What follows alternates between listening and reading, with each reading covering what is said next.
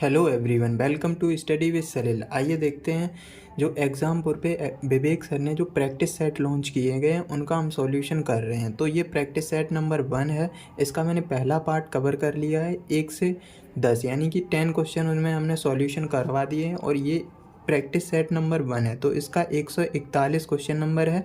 10 question ये part second में हम कवर करेंगे।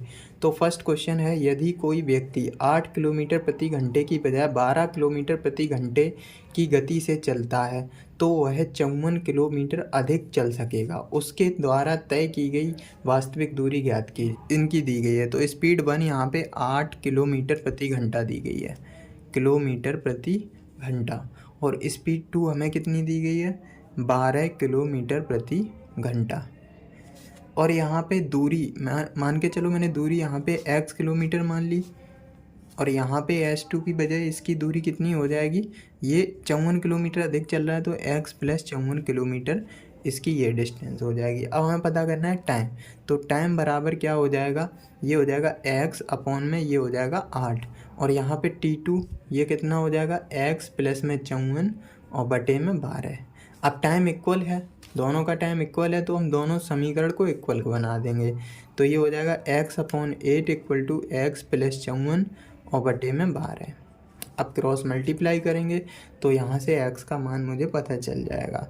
तो यहाँ पे 12 ये हो जाएगा 12x और ये हो जाएगा 8x और प्लस यहाँ पे इक्वल होगा, ये हो जाएगा 12x प्लस 8x और 54 में 8 का गुणा करेंगे तो ये हो जाएगा 8 चौको 32, 3 और 8 पंच 40 और 3 ये हो जाएगा 43। इसको माइनस करेंगे तो ये 4x बराबर 432। इसको भाग करेंगे तो 4 एकम 4 और 0 चरगुठे 32। ये 108 किलोमीटर इसकी डिस्टेंस है। इसी क्वेश्चन नंबर 142 है, इसको कैसे सॉल्व करेंगे। 142 है, एक कक्षा के ए और बी दो सेक्शन है। एक कक्षा के ए और बी दो सेक्शन है जिसमें क्रमशः 36 और 44 छात्र हैं। 36 और 44, यदि सेक्शन ए के छात्रों का औसत 40 किलोग्राम है और सेक्शन बी के छात्रों का औसत 35 किलोग्राम है तो एक साथ दोनों सेक्शन के छात्रों का औसत भार कितना होगा। इसको कैसे सॉल्व करेंगे देखते हैं। सबसे पहले हमें क्या करना है, यहाँ पे टोटल वेट निकालना है। यानी कि ए का अगर हम टोटल वेट निकालेंगे, ये ए का हो गया तो ए का टोटल वेट कैसे निकलेगा, ये हो जाएगा 36 और औसत भार कितना है ए का 40 तो गुणा में 40 हो जाएगा। इसका गुणा करेंगे तो ये 6 चौको 24, 4 हो जाएगा और ये 14 और 0, 14 से 40 आ गया। बी का आप टोटल वेट निकालो तो बी का टोटल वेट कितना हो जाएगा, यहाँ पे 44 और गुणा में 35। देखो यहाँ बी का 44 है और यहाँ पे 35 दिया गया है। तो यहाँ से मल्टीप्लाई करेंगे तो ये कितना हो जाएगा,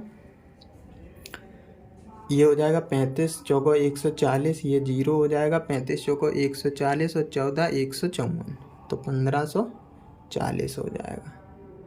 तो यहाँ से एवरेज कैसे निकलेगा, इन दोनों को ऐड कर लो पहले। यहाँ पे 1440 और प्लस 1540 को ऐड कर लो पहले। तो जब हम इसको ऐड करेंगे तो ये हो जाएगा 2980।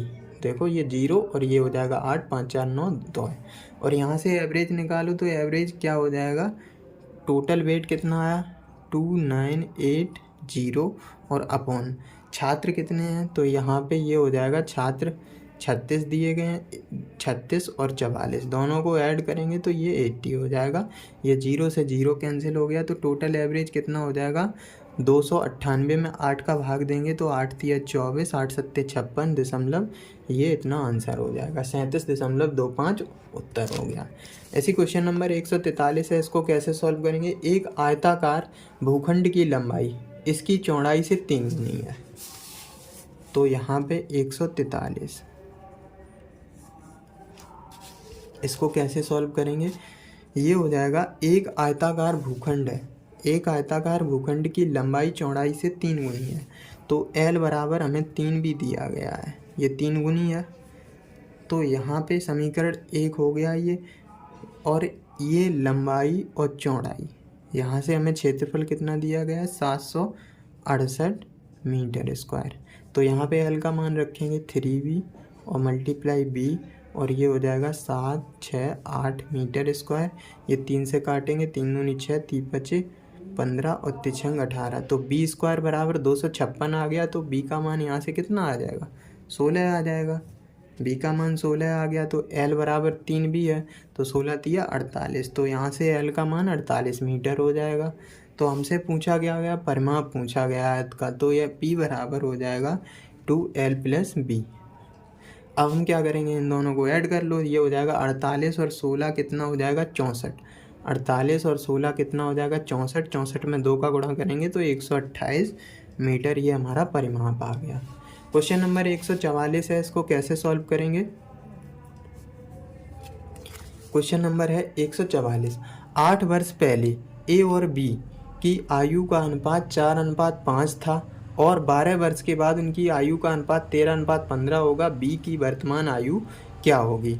8 वर्ष पहले ए और बी की आयु का अनुपात 4:5 था। तो मैंने क्या मान लिया, 8 वर्ष पहले इनकी आयु क्या थी, 4x और 5x थी। ठीक है। अब वर्तमान आयु अगर पता करनी हो तो 8 वर्ष पहले की बात है, तो वर्तमान 4x + के 8 हो जाएगा और यहाँ पे 5x + के 8 हो जाएगा। ये हो गई ए की और ये हो गई बी की वर्तमान आयु। तो यहाँ पे हम क्या करेंगे, 12 वर्षों के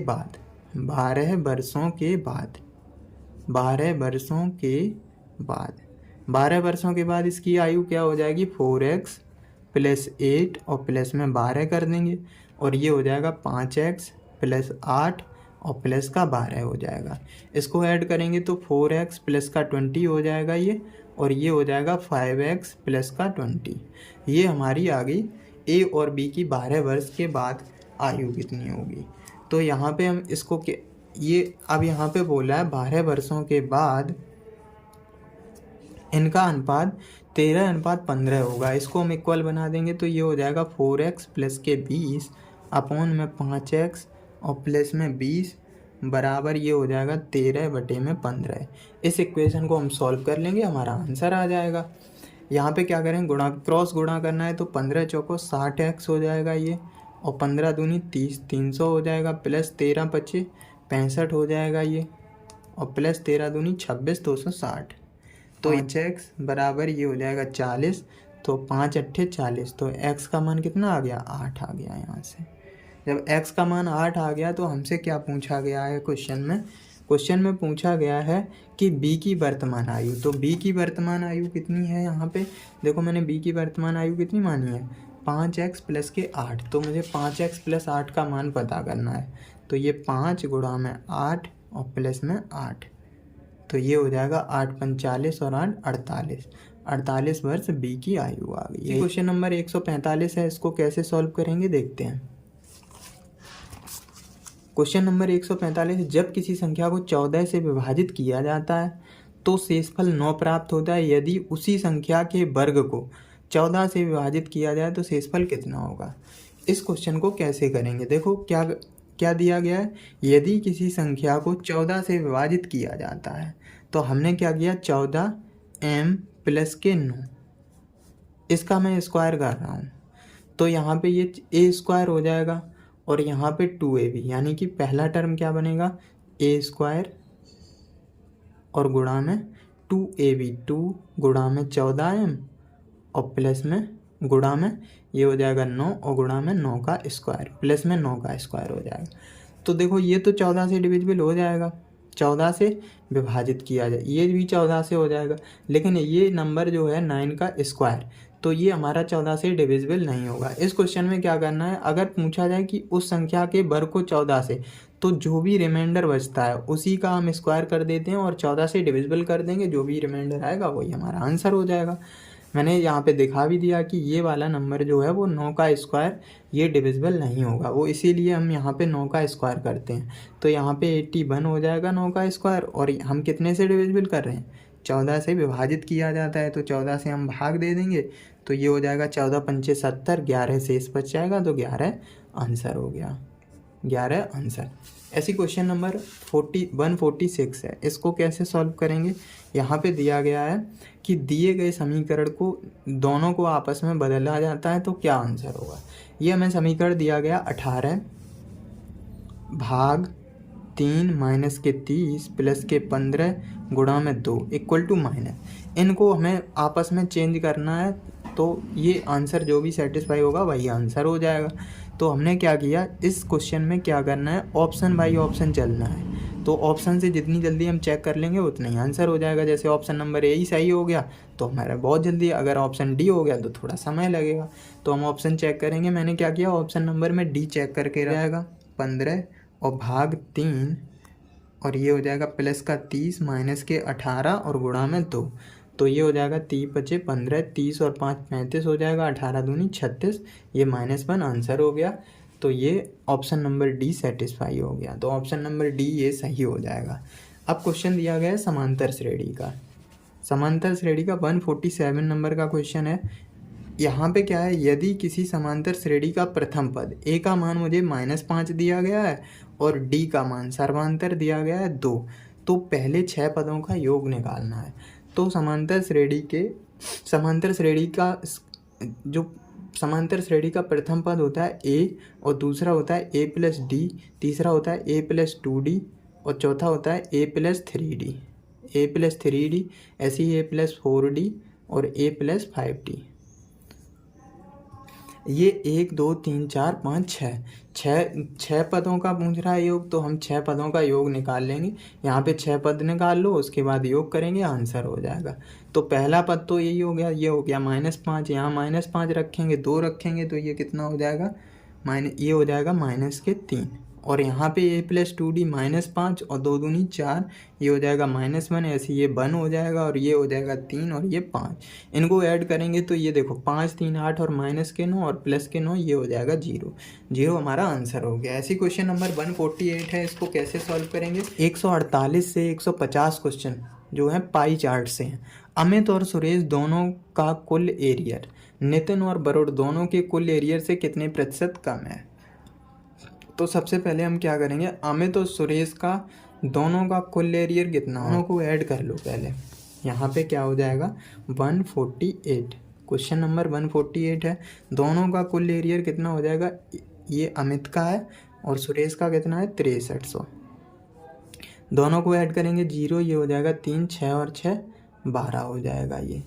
अब यहाँ पे क्या करना है, ये नितिन और वरुण का निकालना है। तो नितिन वरुण का कुल एरियर कितना है 5000 और 7500। यहाँ पे दोनों को ऐड करेंगे 0 0 5 और 7 5 12। अब यहाँ पे पूछ रहा कितने प्रतिशत अधिक है, तो ये 200 अधिक है। कितने से, 1 2 5 और डबल 0 और मल्टीप्लाई हम 100 का कर देंगे। तो ये 0 से 0 का कैंसिल हो जाएगा। ये 25 अट्ठे 200 और 25 पंचे 105, 8/5 आया, इसको दशमलव में बदल लो, वही आंसर हो जाएगा। ये हो जाएगा 8 5 एकम 5 और 5 छक्का 30, यही हमारा आंसर हो गया। क्वेश्चन नंबर है 149, इसको कैसे सॉल्व करेंगे। यहाँ पे दिया गया है वरुण का जो बोनस है, वरुण का बोनस कितना दिया गया है। यहाँ पे वरुण का बोनस 1240। अमित और नितिन दोनों का बोनस कितना हो जाएगा, अमित और नितिन का बोनस दिया गया है 1000 और ये 1000। अमित और नितिन का बोनस कितना, ये 1000 दिया गया और ये 1000, तो कितना हो गया 2000 हो गया। कितना अधिक है, तो ये हो जाएगा 760 हो जाएगा और बटे में हम करेंगे 2000 और गुणा में 100%। ये 0 से 0 कैंसिल हो जाएगा, ये 0 कैंसिल हो गई यहाँ से, तो यहाँ से 38%। क्वेश्चन नंबर 150 है, इसको आपको कमेंट में आंसर देना है